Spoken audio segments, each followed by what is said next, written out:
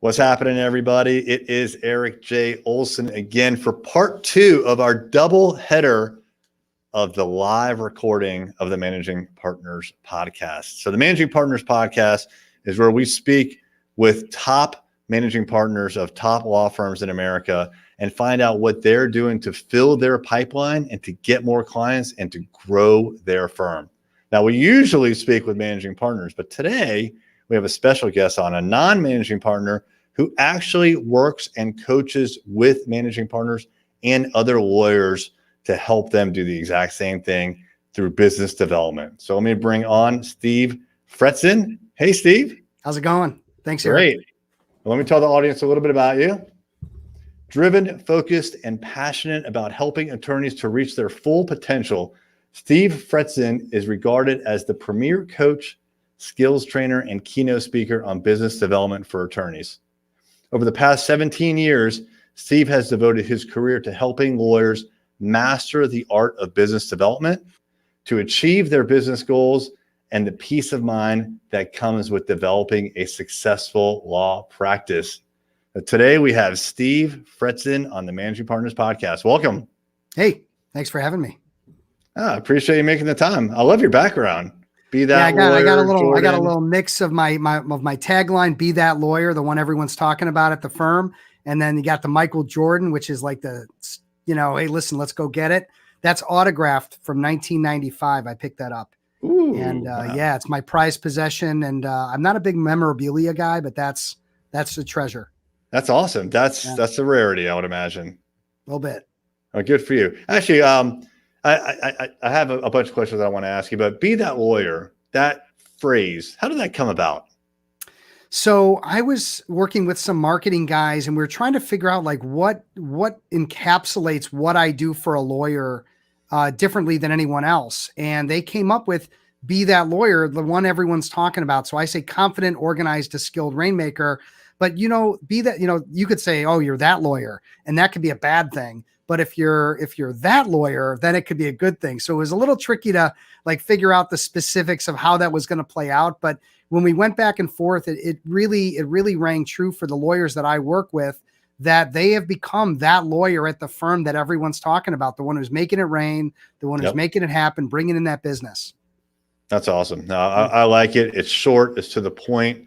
It makes you think a little bit. So I like it a lot. So yeah, tell us a little bit more about what you do and the kinds of clients that you work with. Yeah. So it's interesting. I'm not an attorney. I got pulled kicking and screaming into this industry in the recession of 2008. It was a little foreign to me because I never really thought that lawyers needed help with their business development or growing their law practice or building out a firm. Mostly I had spent my time with entrepreneurs and sales teams. And so what lawyers really appreciated and found with me was that I teach what's called sales-free selling. So what is that? Well, lawyers hate selling. They hate being sold to. They hate sales. It's in their DNA. They hate it. So what I've done is I've taken all the content that they hate, I throw it out the window and I say, let's work on a process that involves listening, questioning, qualifying, consulting, empathy, skills that everyone has, but need to be honed in order to develop business and attract the business without ever feeling salesy. And so this is all I've done for the last really 12 to 15 years. And it's been unbelievable working with lawyers. And I work with some of the smartest, nicest, most fun people in the world. So I wouldn't change a thing. No, that's great. I mean, no one wants to feel certainly slimy. Yeah. And sometimes like salesy is associated with that, right? We've all seen it, we've all experienced it. But it seems like at least in my opinion, at the end of the day, a good salesperson is going to have the same kinds of discussions with prospects that you were just talking about, right? You have to be empathetic. You have to understand the problem. You have to know that you can help them with their problem. And it seems like there's good ways to kind of express that and maybe not so good ways, right? Yeah.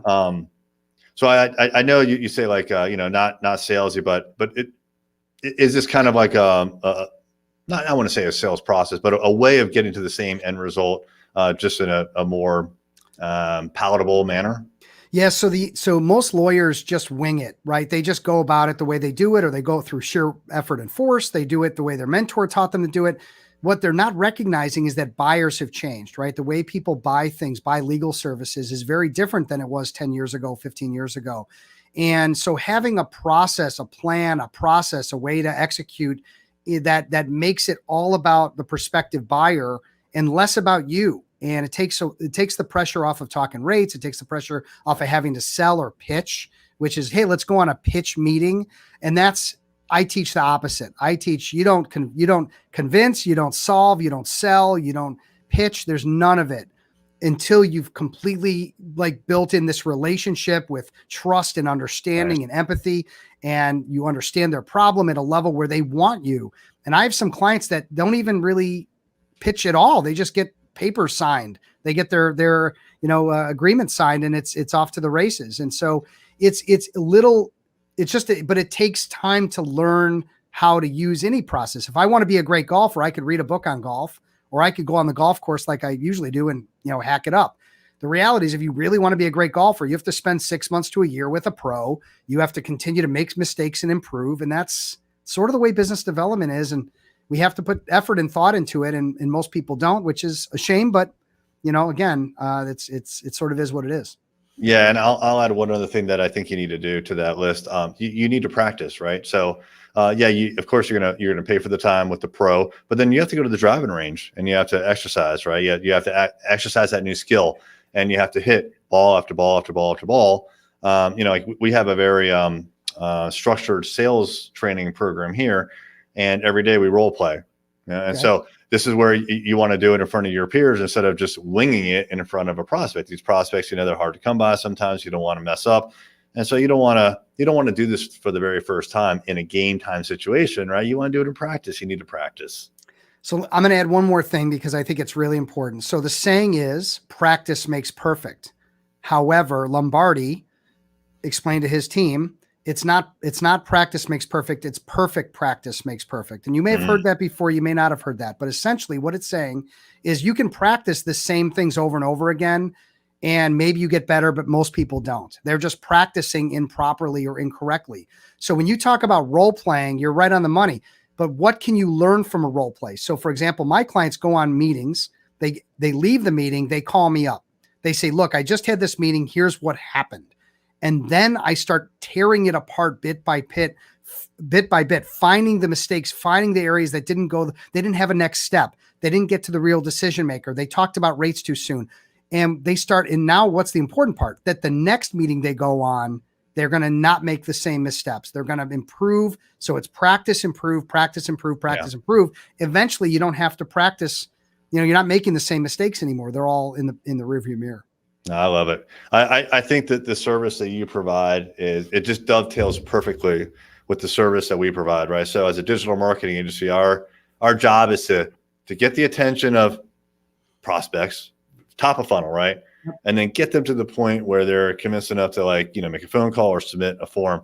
But that's only half of the equation to fill in a pipeline, right? We can get people knocking on the pipeline door, but you got to get them in. And so that's where you come in, right? And so I think it dovetails perfectly with what we do, and what you do dovetails perfectly with us, right? Yep. Is that we can get them there, but they need the attorneys, and it's usually the attorneys. I don't think there's a whole lot of law firms that have salespeople. So these attorneys have to understand how to nurture and bring people in, and what they should say that's correct, and maybe what things they should avoid saying, or say it a little bit differently. And a lot of times it's just a tweak.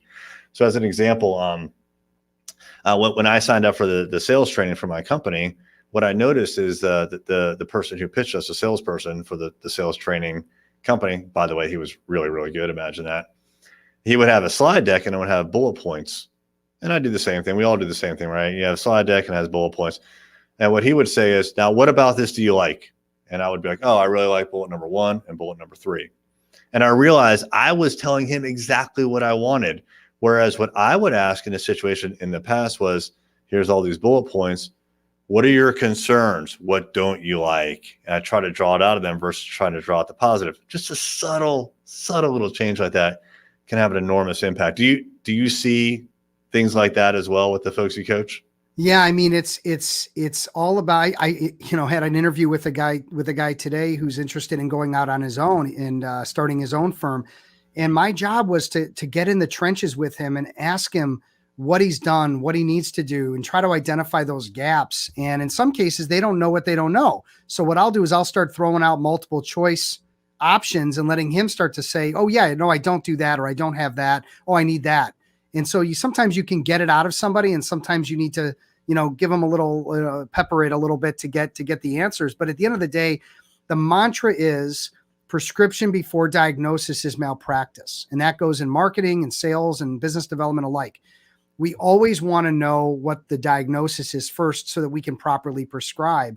And when lawyers go on a pitch meeting or they put things up that are solutions too soon, I think it's a misstep to what they really should be doing, which is a lot more of the diagnosis. Gotcha. Yeah. Hey, but before we go any further, can you kind of clarify what type of clients you work for? Because if I understand correctly, it's the individual more so than the firms. Yes, that is correct. So I really have two different offerings that I focus on. One is a full-blown coaching and training program that anyone that's a managing partner, an equity partner, anyone that's looking to dramatically grow business would enter into this program. And the gist is, in 8 months, let me teach you everything I know and let me turn you into an assassin. You'll have it for the rest of your career. It's internalized. So it's not just teaching someone to fish, it's making them a bass pro. And that program has been incredibly successful for many years because no one's spending that much time with lawyers the way I am. I'm in the trenches with them, in some cases 40, 50 hours to get them to learn all this stuff and internalize it. The other program is what I call a Rainmakers Roundtable. And what I'm doing here is a little bit of coaching for managing partners, but I'm putting them in a roundtable with other managing partners, some that do $1 million plus, some that do as much as 10 million.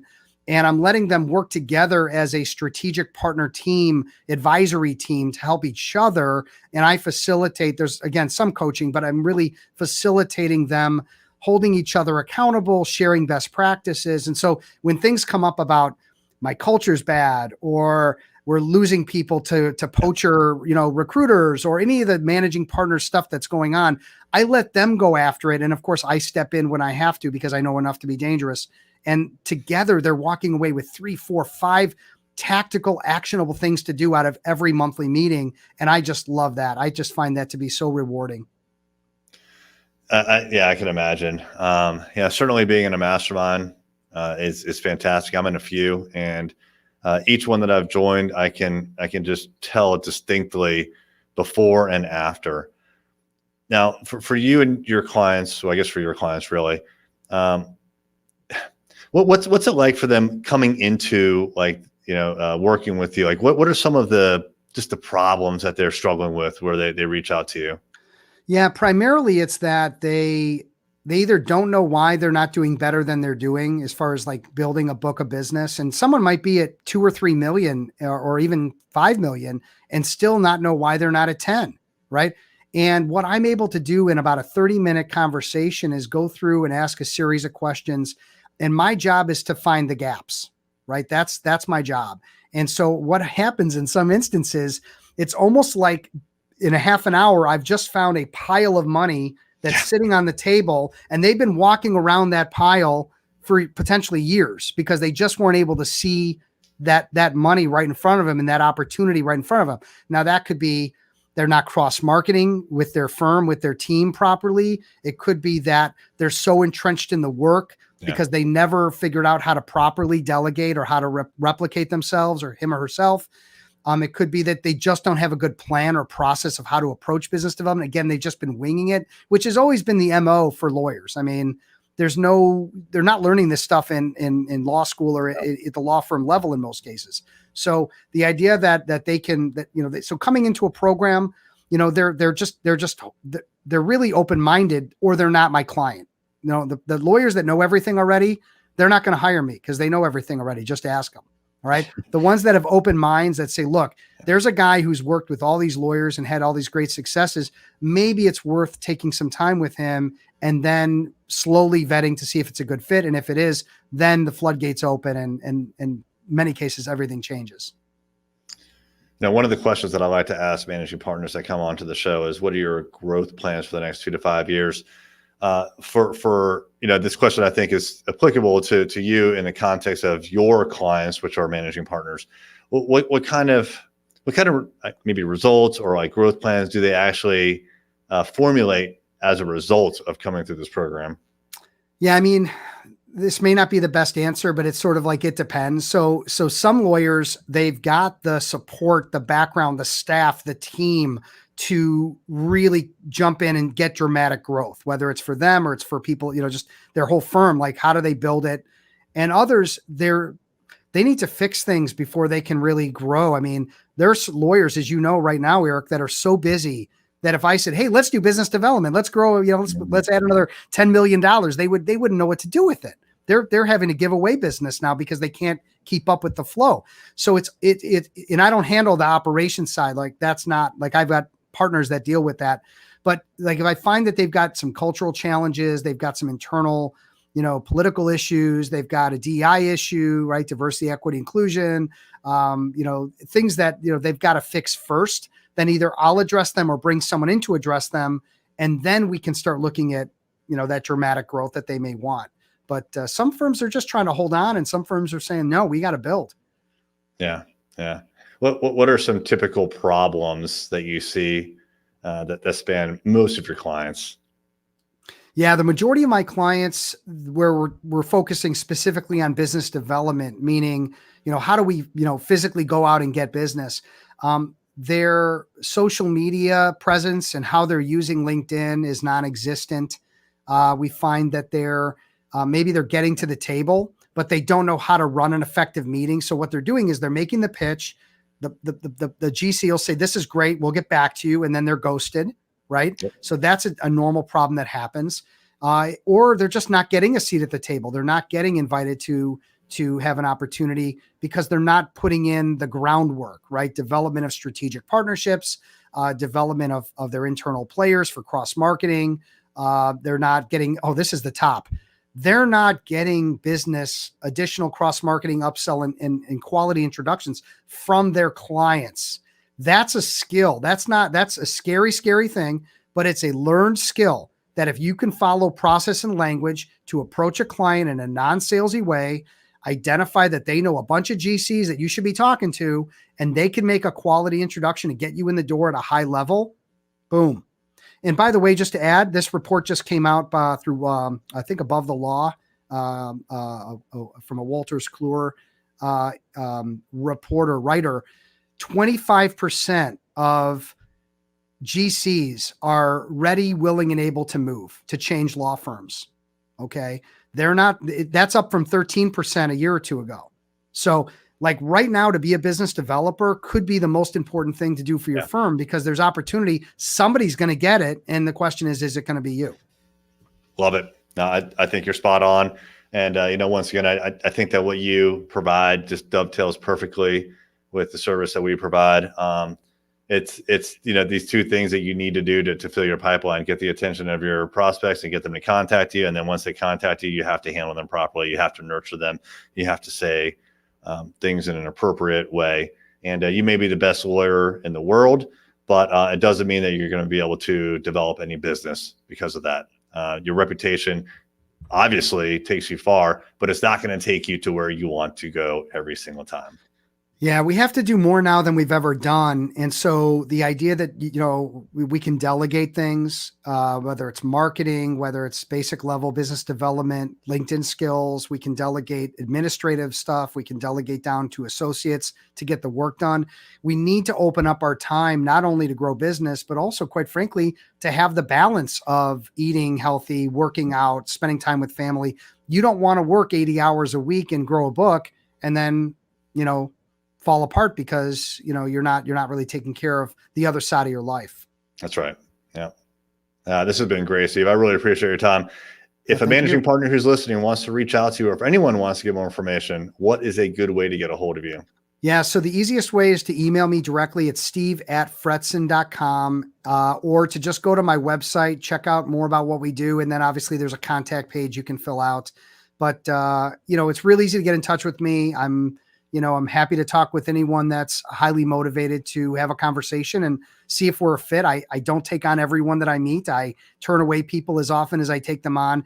You've got to have the right mindset, and it's got to be the right timing to engage someone like myself, because it's a player and a coach. If the player doesn't play, then the coach doesn't look great, right? And I'm not interested in not looking great, and I'm not interested in not getting results. So it's two to tango.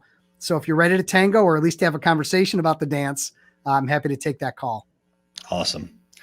Well, all right, everybody. If you're ready to tango with Steve, go to his website. By the way, I love the fact that you got your last name.com. I wish I could get Olson.com, but that was taken like 100 years ago. Yeah, So, not as many Fretzins out there. Not as many, apparently. So yeah, if you're looking for business development help and coaching, contact Steve. If you're looking for marketing help, contact my company at arraylaw.com.